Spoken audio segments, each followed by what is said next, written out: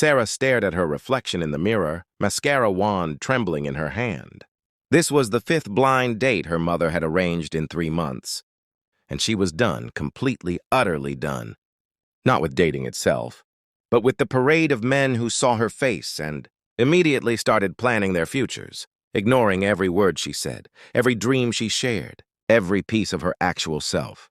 They fell in love with her appearance within minutes, and it terrified her more than being alone ever could. So tonight, she made a decision that would change everything.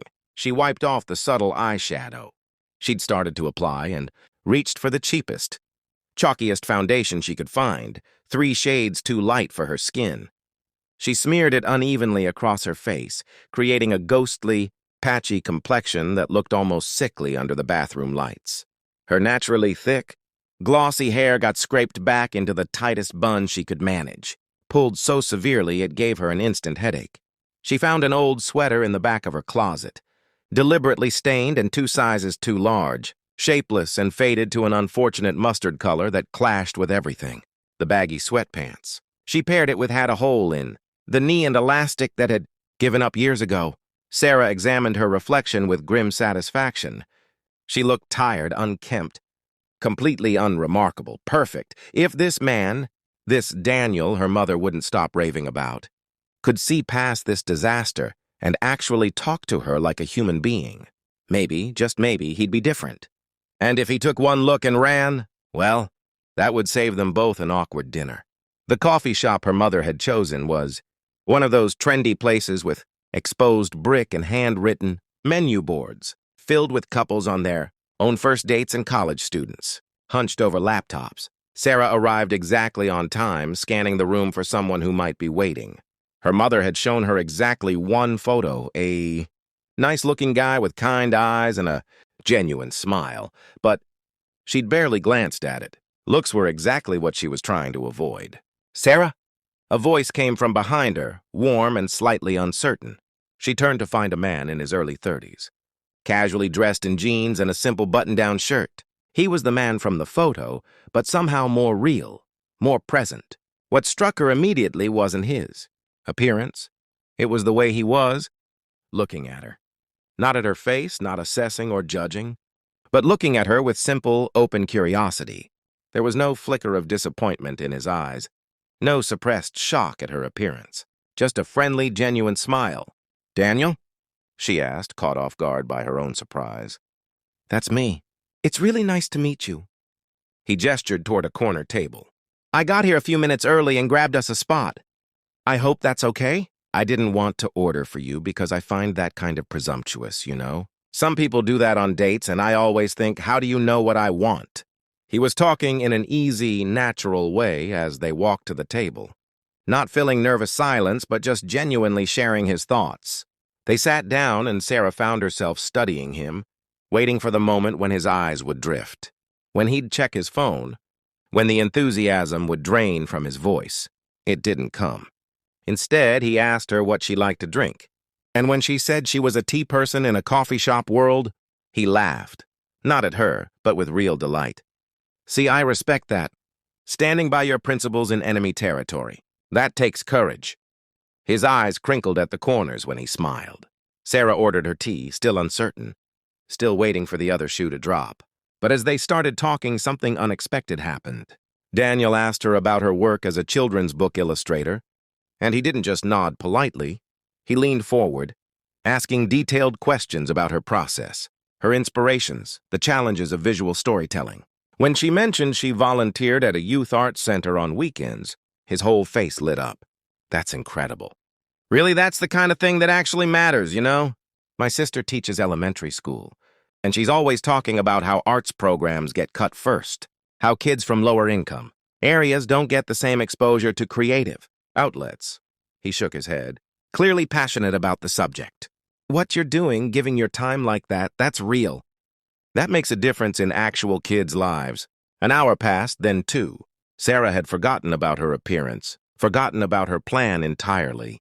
Daniel told her about his work as a civil engineer, but not in a boastful way. He focused on a current project designing accessible infrastructure for a community center in an underserved neighborhood.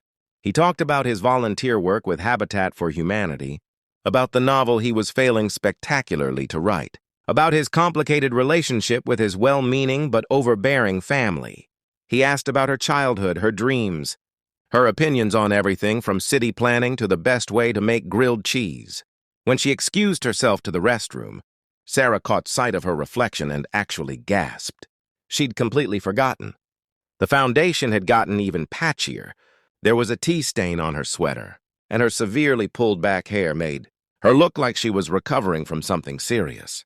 She looked objectively terrible, and Daniel hadn't flinched once, hadn't seemed to notice, hadn't cared. Something cracked open in her chest, something that had been sealed tight for a very long time.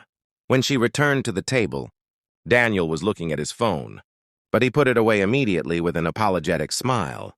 "Sorry, just checking the time. I have this terrible habit of losing track when I'm enjoying myself, and I didn't want to keep you out too late if you had plans." "I don't," Sarah said, surprising herself. "Have plans, I mean. This is really nice." "It really is." His smile was so genuine it almost hurt to look at. "I have to be honest, Sarah. My mom set this up and I was pretty skeptical. Blind dates, you know? They can be so forced. But this doesn't feel forced at all. You're easy to talk to. You're interesting. You actually listen." Which sounds like a low bar, but you'd be surprised how rare it is. Sarah felt something twist in her stomach. Not unpleasant, but unfamiliar. Guilt, maybe, or hope. "Daniel, I need to tell you something." He looked at her expectantly, openly, without suspicion or concern. I look terrible right now." "On purpose?" The words tumbled out. "I've had these experiences where guys see me and they just kind of fixate on how I look, and they don't actually care about anything I say or do or want. So tonight I decided to look as unattractive as possible. This isn't what I normally look like. This sweater has stains. My hair is deliberately awful. I'm wearing the worst possible foundation. I wanted to see if someone could actually see me, not just look at me." She held her breath, waiting for anger, confusion, maybe offense. Daniel was quiet for a moment, his expression thoughtful. Then he nodded slowly. "Okay," he said simply. "Thank you for telling me." "That's it? Just okay?" He tilted his head, considering. "What else would I say?" "That sounds really hard, Sarah. Having people not see you, I mean. Just seeing some version of you they've created in their heads based on what you look like." He paused, and there was something vulnerable in his eyes now. "I get that, actually. Maybe not in the same way, but I get it. When you're an engineer, people assume things. That you're boring, that you're only logical, that you don't feel things deeply. My ex-girlfriend used to introduce me at parties as the engineer, like that was my whole personality. Like I wasn't also someone who cries at movies and writes bad, poetry and cares about people." Sarah felt tears prick her eyes unexpectedly. "I think bad poetry is a very attractive quality." Daniel laughed, really laughed. "Well, in that case, I should tell you it's truly terrible. Like painfully bad. Subject-verb disagreement, forced rhymes, the whole disaster." They stayed until the coffee shop started putting chairs on tables. They exchanged numbers, made plans for a second date, and when Daniel walked her to her car, he didn't try to kiss her. He just squeezed her hand gently and said, "I'm really glad we did this, Sarah, really glad."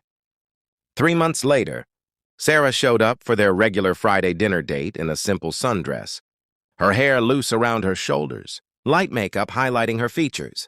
Daniel answered the door to his apartment and stopped short, staring at her. Sarah's heart sank. Here it was. The moment she'd been dreading. "Wow," Daniel said softly. "Sarah, you look beautiful." She waited for the but, for the shift in his eyes. "I mean, you always look beautiful to me, but that dress is really nice." "Is it new?" He kissed her cheek and ushered her inside, immediately launching into a story about a disaster at work. He didn't stare, didn't treat her differently, didn't seem fazed at all.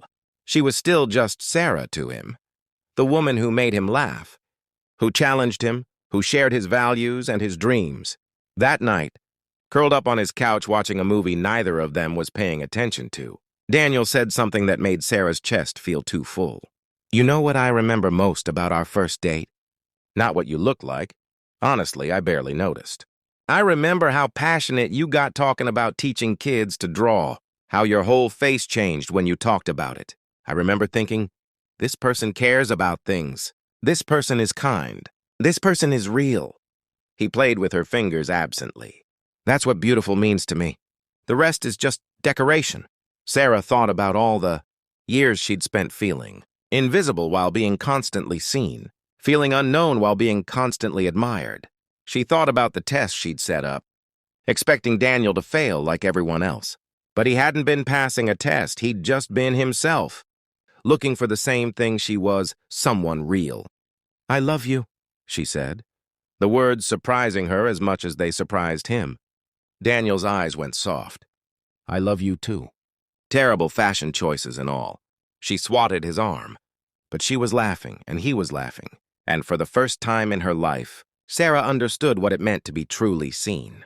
Not despite how she looked, not because of how she looked, but beyond it entirely, seen for the parts of herself that actually mattered, by someone whose vision went deeper than surface appearance ever could. The blind date where she'd tried to look unattractive had become the beginning of the most beautiful thing in her life, not because Daniel had seen past her appearance, but because he'd been looking for something else entirely all along, the same thing she'd been searching for: connection, authenticity, someone who understood that the heart of a person, their essential kindness and humanity, mattered infinitely more than any mirror could ever reflect.